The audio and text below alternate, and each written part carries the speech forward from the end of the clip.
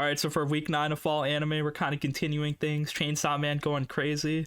Also, rest in peace, Japan. The Blue Lock is not real. Bro, they lost to penalty kicks. Also, Bocchi the Rock gets Yamcha'd this episode, which was pretty funny. So yeah, let's get into it. Okay, so for Chainsaw Man episode 9, this episode went crazy. The action just keeps going on. These gun people just shooting people down. Katana Man cutting up our main squad. And Himeno, she died. So yeah, Aki's a bit devastated. It's like a bit tragic. Also, Makima got shot in the head.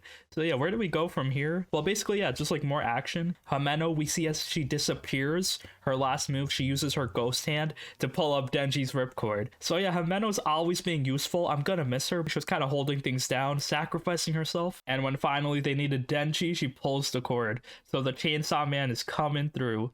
He's fighting with the Katana Devil.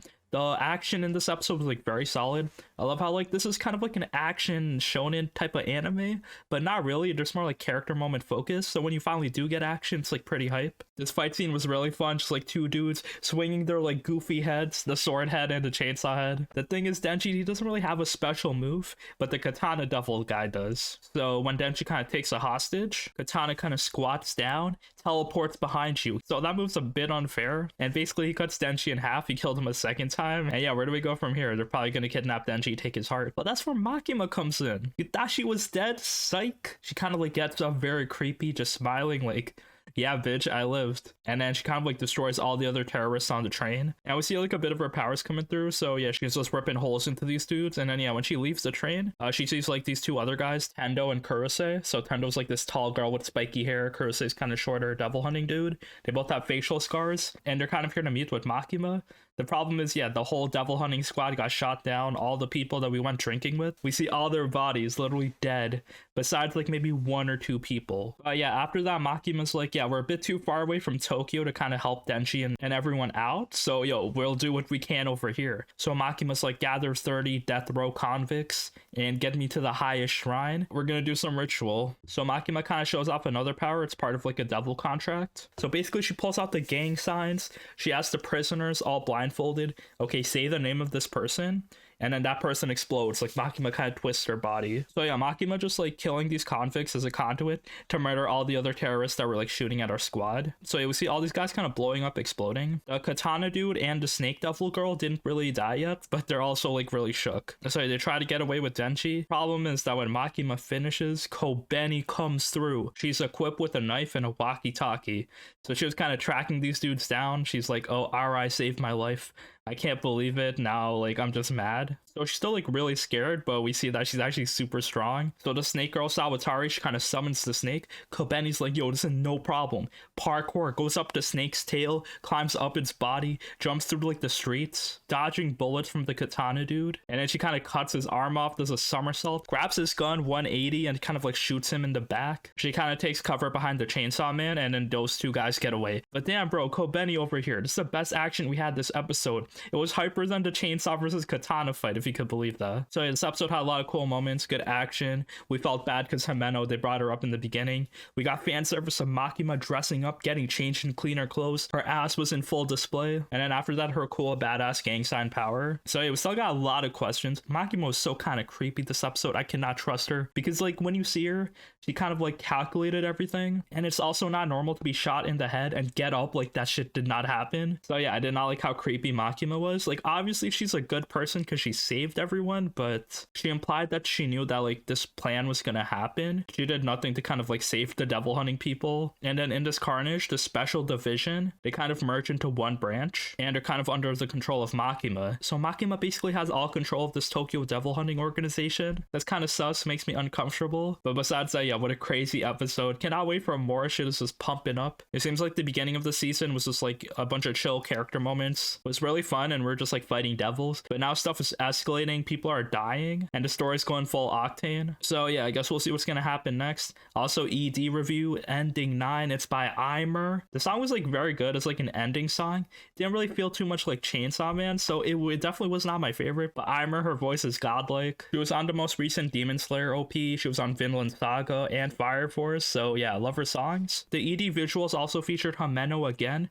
So yeah, she's been featured in like 5 straight endings right now, which is like pretty crazy. Like, I love them showing off my girl, but yo, I just can't be reminded that she's still dead. So overall, another solid episode. Was very crazy. I bet you can say just like every episode right now is gonna be crazy. So yeah, just can't wait for more. Okay, so for Spy Family Season 2, Episode 10, another cool mission happening. We actually see Fiona again. Her and Lloyd are going on a mission for world peace. So yeah, there's like this art collector. He kind of has hidden government secrets hidden in one of his paintings. So yeah, they're basically making up a plan to try to get away to kind of take the painting. And they have like a secret underground tennis match. So they're like, oh yeah, let's go in this rich guy's tennis match. And the grand prize is like one collection in his art exhibit. So yeah, that's pretty convenient, but okay. So yeah, we get a cool tennis episode. Fiona and Lloyd are kind of miles above everyone else. There's like no competition basically. But yeah, here it's not basic tennis, bro. You can cheat as much as you want. You can take drugs. You can use specialized equipment, whatever you want. But yeah, Lloyd and Fiona don't really need that shit. They're also kind of playing a married couple, which is like really favorable for Fiona because yeah, she wants to take your spot. She wants to be the wife. Yo, that's big competition right there. But yeah, we see Lloyd, he's doing pretty well. Yor and Anya kind of trained with him. So yeah, everything's pretty fun. We see them kind of beating the competition, all these tennis matches. Some dudes are doing drugs, looking super jacked and stuff. But yeah, this competition is too easy until we get the final team, which is like the son and daughter of the rich dude. So they have like specialized tennis racket, kind of like increasing the force of the ball and kind of like giving it longer reach. So yeah, this match is kind of spicy because they actually take the first game. So then Lloyd and Fiona, they're like, yo, we're just warming up. So they take the second game and we kind of ended on a cliffhanger. Yo, who's gonna take the third game? I guess we'll find out and see. But yeah, I'm liking this mini arc right here. All these cute couples doing things. So yeah, just another fun episode. This tennis match does continue. And you know, I'm praying for Yor. Yo, hopefully this marriage doesn't go wrong. Hopefully Fiona doesn't become a homewrecker. But yeah, we'll see. Okay, so for Blue Lock episode 9, our Team Z are kind of fighting Team V. So yeah, Team V already made a goal. Like Nagi, we saw last episode, he can control the ball with his feet so easily. He's like literally using 1% of his power. And yeah, just makes a goal so easily. And we see it's not only him. So our team tried to change up defensive plans and stuff, but Team V got weapons on him. So the black-haired dude with glasses, he also can make a goal, so he's really fast. He's actually faster than Chigiri, so that's kind of crazy. Like, we just saw Chigiri becoming the fastest sprinter ever. But yeah, there's actually people here with stronger weapons than him. Our team's basically down 0-3, so what do we do now? Everyone's kind of looking dejected, like, yeah, it's over. Like, we gotta win this one, but yeah, there's no coming back from this. 3 goals this early into the game. But yeah, that's when Bachira comes in. So yeah, he's finally kind of showing off his skill, where he had the monster inside of him. The thing is, he was kind of underwhelming so far. He was just like, you know, the good dribbler, but he never did things himself. So it's kind of like dribbling the ball. No one can kind of like get through him. He does a bunch of cool skills to kind of avoid everyone. And he makes a goal. And our team is kind of like hype now. They're like, oh, we got to evolve our weapons. We got to take it to the next level. And then they push their limits on offense. Also, we see Raichi. So he's like always on offense now. He's like the big angry dude, the Bakugo looking guy. So he's defending the purple hair dude because he's actually a good defender, really annoying, gets on your ass, doesn't give you room to breathe. So yeah, that makes our team kind of like play a little easier because they don't have to worry about the purple haired guy kind of like carrying the ball. And then we see Kunigami. He's the big strong dude. He wants to be a hero. So yeah, when he has the ball, he's really strong offensively, but like he can't really get past defenders that well. So he's like, I gotta evolve my weapon. What do I do? So he kind of like uses his power to make like a straight kick shot really far away. And this shot is kind of deceptive because it's just like full power, no curve. Even the goalie doesn't know what to do with it. So it just kind of swoops in and he makes a goal. So yeah, it's halftime, 2-3. Our team is actually doing so well. I kind of did not expect this evolution, but yeah, Ego kind of saw this all coming. He's like, yeah, when everyone's backed in a corner, that's when their weapons evolve to the next level. So yeah, they can't just like keep their weapons as is. They got to keep kind of changing it, making it better. And Isagi, he's still kind of stuck. So we realize that he keeps second guessing himself. He doesn't really know how to best use his weapon, and the ball keeps getting stolen from him. So Inaki tells him that he's wasting motion by like thinking so much. So then that kind of inspires Isagi. So his moves are kind of inefficient. It gives other people the chance to steal the ball. So he's like, oh, let me just play a bit faster. Let me just trust my instincts. Don't give the enemy a chance to do anything. But yeah, before he can use it, we see Chigiri also evolving his weapon. So Chigiri, he's kind of thinking, yo, this glasses dude is faster than me? Yo, no way. But we realize that the glasses dude's speed, it comes from like burst. So he can just like accelerate really fast, but then Chigiri can also sprint faster. So Chigiri is more of the long range type of dude, so he can just like move the ball a lot further. And basically, yeah, he uses his speed, gets past everyone, and makes another goal. Yo, 3-3 real quick. This game is just getting started. Kind of made a turn I did not expect. Like, I did not expect our team to like be this good. But yeah, our weapons are evolving. We got to see Isagi do more things. Nagi and Ryo are probably not going to take this lying down. So yeah, the match does continue. Okay, so for Arknights episode 6, things are kind of popping off again. Every episode, you kind of expect a new battle because when you actually play the mobile game, there's like a new battle every level. So yeah, we're getting cool story, yet more exposition. Here it's focused on Misha, so we find out why she's important. She's like the daughter of some like important pharmaceutical doctor dude, so the enemy kind of wants her for intel. Thing is, she doesn't really know too much, and she's super sick. Also, yeah, the reunion are attacking. We see like a bunch of battles happening. So Tallulah's out there causing distraction. So the fact that Tallulah's here, like shit is already going down. So yeah, they're attacking Lungmen. We see it's personal for Tallulah, so we don't really know why, but yeah, that's interesting. Ami and the squad are kind of defending, fighting off a bunch of reunion. And the big thing that happens is Chen. She's escorting Misha back to the headquarters. The problem is they get ambushed. So a grenade gets thrown at their armored truck. And who is it? It's W. W comes in fighting Chen. Misha's out there. Chen's trying to defend her. But yeah, we saw W before. She's really badass. She kind of loves all this carnage. So yeah, Chen by herself can't really do too much. And W escapes with Misha. So that's kind of sad. I guess we got to track her down later. All the other squads kind of converge upon each other. But we see a new guard, Hoshima, green hair with the horn. And she also offers to help out. So yeah, everyone's doing their things. We see Penguin Logistics getting intel on where Misha is. So it's only a matter of time before we save her. We see that Chen really wants to rescue her because yeah, it's personal.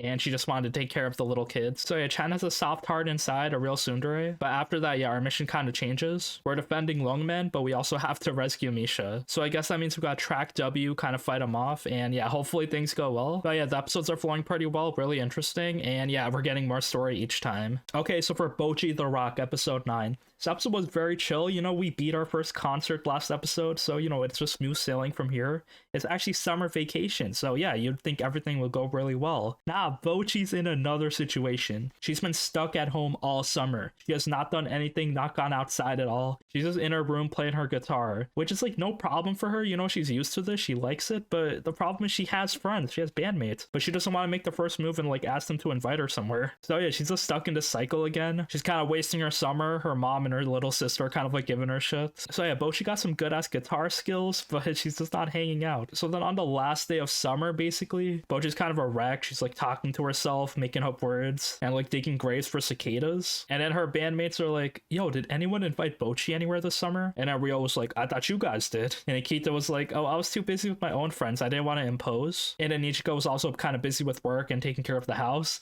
So yeah, Bocchi was by herself. She was so free this whole summer, but it's been wasted. So they're like on the last day, yo, let's make this a summer to remember. So they actually go to the beach, which was like pretty funny. Bocchi couldn't really handle all these social situations, all these people. So he's kind of like melting away. But they do get to eat some like takoyaki senbei. So yeah, the food looked delicious. And this is only their first stop. There's more to go. They actually visit a shrine, which was pretty funny because they had to kind of climb up the stairs. Kita was like, the harder the work you put in, the better the view will be when you get on top.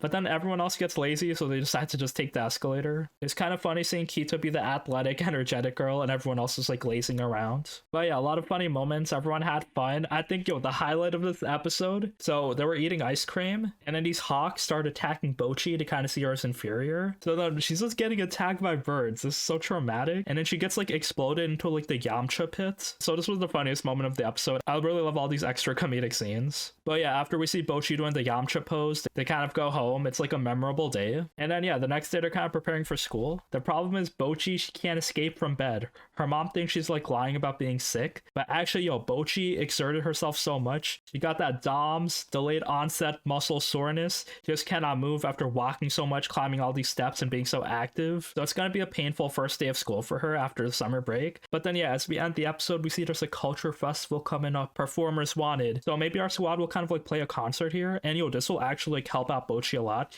because if her classmates see her actually performing, they might actually be friends with her. So yeah, I'm kind of excited for the school concerts. Hopefully we kind of end off the anime with that, and I want our band to keep dropping more sick songs. Okay, so for Gundam Witch episode 9, we get another battle because we see Shadik. He's kind of like making Soleta's company, he's making it shut down because he's like putting some safety rules. So basically, if they continue on this Gundam research, they might risk being expelled. So yeah, the best way to solve problems in this school, just battle 1v1. But here it's a 6v6.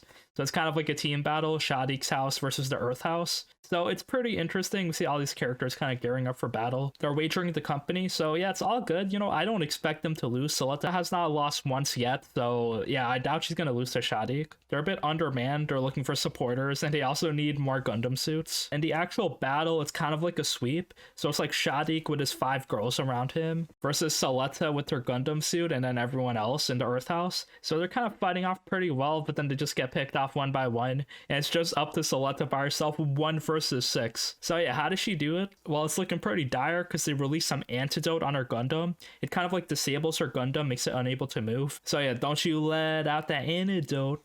But yeah, Soleta kind of powers up. She's like, I'm sorry for relying on you so much, Ariel. So after her arrow gets damaged a bit, it's getting like chipped off. She kind of like goes into second gear, repowers itself, and now she's kind of like attacking everyone. She's like predicting their moves so they can't hit her. So basically she just slashes everyone, shoots them up, and it's up to her and Shadik, 1 versus 1. So Shadik does get the upper hand. Her suit is a bit damaged, so the leg gets cut off. But what happens? The Earth House, they're kind of like in the back. They were preparing this big cannon blast directed right at Shadik's head. And this is because Murine knows that Shadik likes to do everything himself. He doesn't really trust anyone. So yeah, they defeat him. So this Gundam battle went pretty smoothly. Our team won. And yeah, that's it. Our company gets to succeed. And we also see Soleta kind of dancing, promoting her Gundam company. So yeah, all the evil people in the show, Soleta just fights them off and then kind of changes their hearts. So yeah, that went pretty smoothly. And we also see Shadik's kind of motivation throughout this episode. Basically, he was in love with Murine, but he never really took his chance to shoot a shot. And yeah, she became engaged with Guel. And she basically wanted to leave the school anyway, go to Earth. So Shadik feels kind of sad that Murine is kind of doing things herself. So yeah, there's some romantic tension between them, but yeah, overall, good character moments. Another battle we finished, and we'll see what's gonna happen next time. Okay, so for Mob Psycho 100, Season 3, Episode 9. This episode was kind of straightforward, you know, like Tsubomi's kind of transferring schools, so everyone's trying to ask her out. But this ending was like very crazy, you know, cliffhanger ending. So apparently this is gonna be a banger, probably very emotional. I'm not sure how long this season will be, but yeah, for reaching the final arc, like goddamn, I'm kind of excited. But yeah, we'll get to that later. Overall though, yeah, Tsubomi's kind of transferring and she's the idol of the school. So literally everyone's trying to ask her out, Mob as well. The problem is, yeah, just like it's a whole line of dudes, like literally 100 dudes, and she's just rejecting them left and right. She got no time for this. So then Mob kind of wants to shoot a shot in a different way because I think he's childhood friends with Tsubomi. He's kind of like sees flashbacks of them when they were younger. So he's like, okay, I'll just call her. Maybe I'll invite her to a date by the phone, which is kind of different from like doing it in person. So he does this, he gets the Riz upgrade, and she actually accepts, which is kind of interesting. Like, damn, I did not expect it to go this smoothly. So W Riz by Mob, we see him kind of evolving as a character, just like growing as a person, being more social and confident. Here he gets some flowers as he's gonna like meet Tsubomi on the date. The problem comes when he sees a little cat crossing the street, and then there's a car about to hit the cat. So he uses his psychic powers to kind of block the car, but then a little kid starts crossing the street. So Mob kind of protects him from being hit by a car with his own body. He doesn't use psychic powers. Wow, that was kind of weird, but okay, Mob gets hit by a car while he was on his way on a date with Tsubomi. So yeah, we just see like kind of blood shown. So yeah, that's a good cliffhanger. I wonder what's gonna happen next. It might not be that serious, but if it is, yo, get prepared. I highly doubt Mob dies here, but yeah, it's a good way to kind of start off a new arc. Okay, so for Akiba Maid War episode 9, I kind of go with this episode really quick because, you know, all these episodes kind of go the same way. Our maid cafe kind of fucking shit up, attacking people, and then after that kind of fucking things up for the whole organization. So here it goes just the same. So our pig cafe, they're kind of like doing their thing, and there's actually like a big festival happening where all the maid cafes of Akiba are like participating, where like the first maid of Akiba, her name is Omoe. They kind of have like an event dedicated to her where it's called the Lady Omoe Climb, where it's kind of like race and climb up a statue, and the first to get up kind of gets honored, and their maid cafe gets like a lot of like promotion. So yeah, our pigsty is kind of targeting that. Thing is, this competition is rigged. The kind of tiger cafe is like scheduled to win. So yeah, our maid cafe doesn't really know too much about it because they didn't read the guidelines. The manager, she just didn't care. She's also not participating. She's just fishing while everyone else is kind of like working on the stall. So yeah, the pigsty, they're kind of like on the bottom of the ladder, which is like we kind of already know. They're kind of questioning, yo, why do we have to be on the bottom of the ladder? Yo, it's not fair. It's because the other cafes make more money. They like do more shady activities. So yeah, basically this episode, our team doesn't really follow the guidelines. They're on the bottom of the ladder, but trying to climb back on top. Nobody really visits their stall too much, and the other cafes are kind of giving them shit. So then they're like, yo, it ends here. We're gonna win the race. So they all start running. The other mates have a head start, and our pigs are kind of back of the line. So they just like ignore the line and kind of skip through everyone, and they're fighting off all the other mates maids while they're going to the top. So then we see Yamcha'd kind of going on top fighting. Nagami and Ranko are also there. Nagami kind of takes the banner and she makes it on top. Our up and coming newbie is becoming a rising star and she wins. But bro, she was not supposed to win. It was supposed to be for the Tiger Cafe. And now the boss, Nagi, she is so mad right now. She actually shoots one of the Yakuza dudes that collects money. So bro, it's over for him as well. And then yeah, Nagami makes her speech. So yeah, they can't really kill Nagami right now because yeah, it's so public. So they just have to go with it. But yeah, yikes. This one actually seems pretty serious. So I guess we're gonna see what's gonna happen next. Is our cafe gonna be disowned? Are we gonna get more popular since we won? Well, I guess we'll see. And yeah, that's it for this week. Thank you for watching again. You know, really loving Chainsaw Man. We're getting close to like the escalations, the finales. Bro, where did the time go? And yeah, please let me know what your favorite anime this week was. Also, I did a JoJo Stone Ocean review, just like reviewing the finale if you want to catch it. I'll just leave it up here. And yeah, thank you.